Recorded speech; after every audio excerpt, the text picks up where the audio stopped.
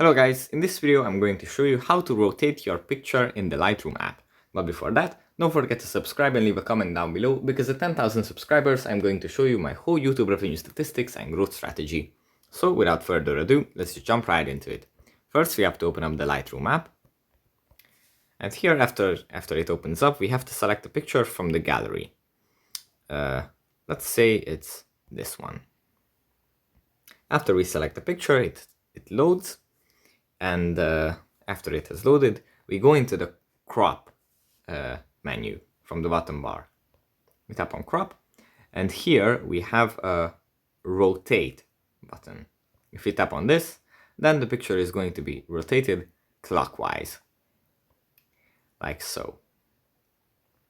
Then if you want to go further, you can crop your image and then continue on with the editing and create the best image that you can. So yeah, that's pretty much it for this video. Hope it was helpful for you guys, and see you in the next one. Bye.